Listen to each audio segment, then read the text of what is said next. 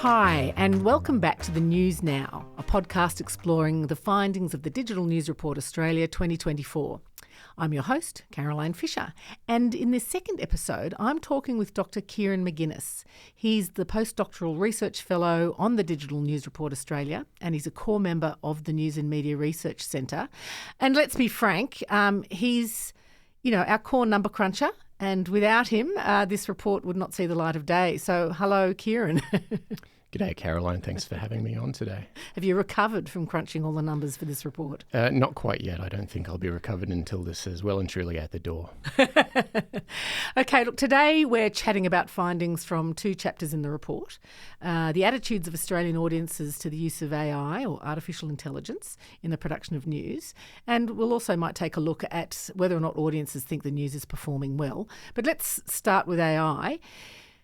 There's so much talk about AI. It is everywhere. Is there anyone around that doesn't know about it? Yeah, well, it's an interesting question, and I'm glad we asked it this year. The question is very much how much, if anything, at all, have you heard about artificial intelligence? So, Caroline, how much have you heard about it? A lot. A lot, particularly in the last couple of months. I'm paid to hear about it. Yes. Well, I mean, most people said they know a little. Some people said they know a lot. The people who said they knew the most tended to be, younger people and young men in particular, people with high educations and high incomes, the sort of people that you might expect to be high in any kind of knowledge index because they are expected to be paying attention to the kind of news and issues around technology and advances in AI, for example. So young people in particular, Gen Z, 60% said that they knew a large or a moderate amount about artificial intelligence, and that's compared to baby boomers who said 30% said that they knew a large, moderate amount, and those 78 years and older, 19% said that they knew a large or moderate amount. So it is probably what the audience would expect. Young people, particularly tech-savvy young men, are probably the people who would be most willing to say that they know a lot about AI. But of course, I mean, there's the question of, do they actually understand AI, or are they, essentially just saying that they understand AI? Because I think a lot of us have in the research team have sort of sat down and said, we don't really even fully understand the impact that AI is going to have on all aspects of our lives, including the way we receive news and information. And it's going to be a really exciting thing to focus on in future research is not only what do people know about it, but how are they engaging with it in their news consumption. Yeah, absolutely. But I think, though, we also found that depending on how much news you access, how much news you consume, you're more or less aware of AI. Who knows more about it? People who consume a lot of news, or people who consume not much news? It's definitely the heavy news consumers, particularly the people who know the least or say they know the least about AI technology are non-news consumers and people who use news very infrequently. So this seems to suggest that there may be a relationship between comfort with AI technology and knowledge about AI technology and how frequently you actually watch the news and how much information you are getting about AI potentially from news and information sources. Yeah, okay. Well, let's focus it down now onto the impact of AI on news, because we did actually ask the audience this year about how they felt about it. And look, we should state, I guess, that AI has been used in the production of news for quite a while in basic kind of ways around sort of transcription, testing headlines, editing, personalisation, etc. And simple stories that are data-based, like the weather, sports results, finance, fuel prices, traffic reports, things like that. And there's an acknowledgement in the industry that using AI for these types of functions does free up journalists to work on more investigative or in-depth journalism. Anyway, that's the hope. That's the goal. That's what editors tell us anyway.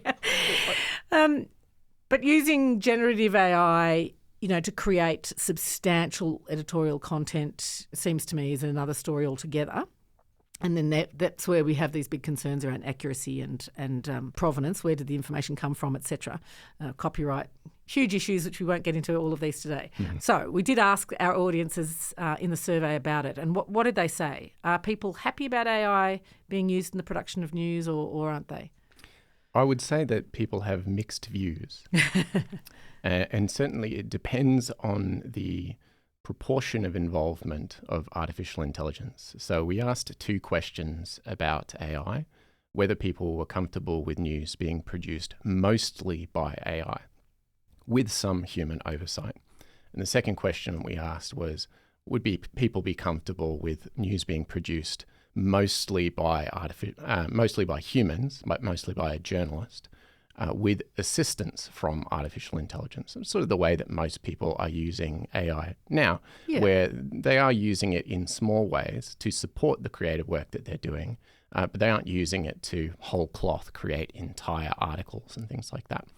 And as you might expect, people are much more comfortable with AI being used if the human is mostly in control or mostly in charge of what's going on in the outward product. In terms of those who said they were comfortable with an article being produced mostly by an artificial intelligence with some human oversight, only 17% said that they were very or somewhat comfortable with this. And that's compared to... It's not many, is it? No, it's a pretty small proportion. And it is probably the people in that 17% are more likely to be the people who are very familiar with the technology already. They're younger, they're much more highly educated, they're men, they're people who are techies, they're people who are more comfortable with it because they know how it works and they know what the output is going to be. And I suppose also they're assuming that it's going to be labelled clearly as content that is produced mostly by AI with some human oversight. Okay, so there's a higher level of comfort with human-produced news with a bit of AI assistance. Yeah, so around headlines or translation or transcription, all these sorts of things. Is there a difference based on the type of news topic, for instance? Do people feel more comfortable with some types of news being generated by AI than others? Very much so. We did ask a question this year about whether people felt comfortable with the use of artificial intelligence in particular news beats or particular news areas. So people were most likely to say they were comfortable with artificial intelligence being used to report on sports and celebrity and entertainment news. So 31% of respondents said they were very somewhat comfortable with AI being used for sports reporting. On the other end of the scale, in hard news, so people were quite uncomfortable with the idea of AI being used for political reporting and for crime reporting, for example. So only 19% of respondents said they were very or somewhat comfortable with AI being used in politics.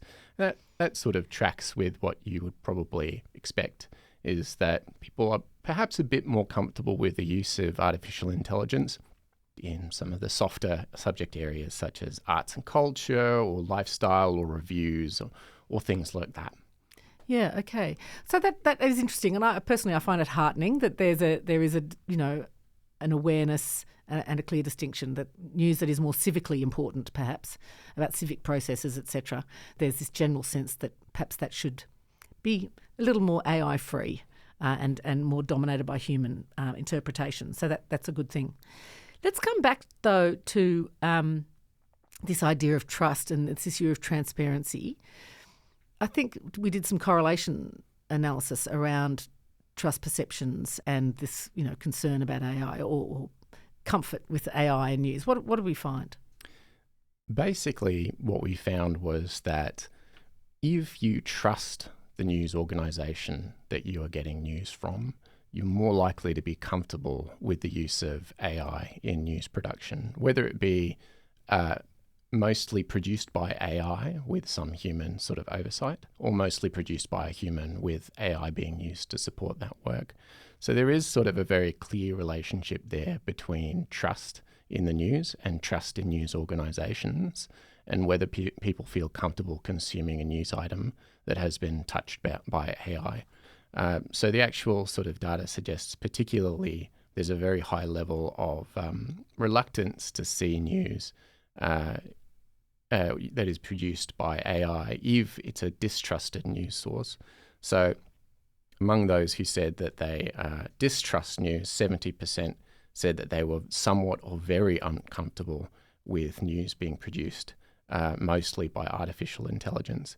And in contrast, for example, those who said that they trust the news that they personally choose to consume, 58% said that they were comfortable with a human producing news with some AI as assistance.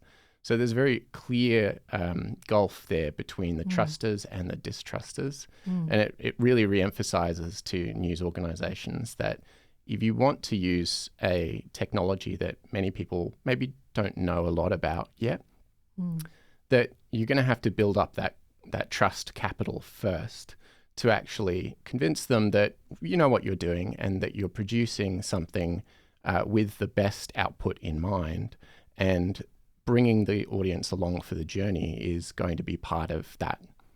And so that requires news organisations to be upfront, be transparent with audiences about the role AI is playing?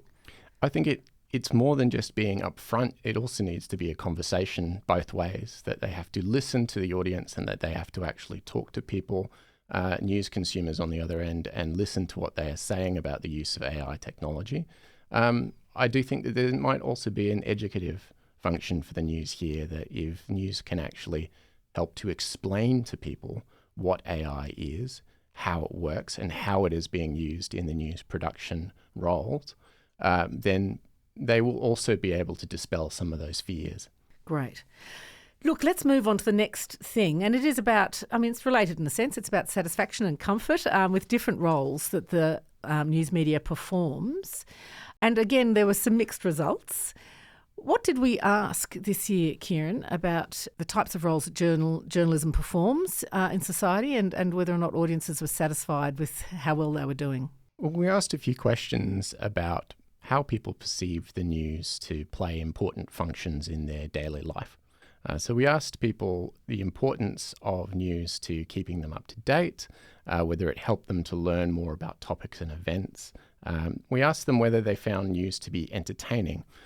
We asked them how important those aspects of news are to them, and whether they believe the news was achieving those goals in terms of keeping them informed, keeping them up to date, providing practical day-to-day information, keeping them connected, and so on and so forth.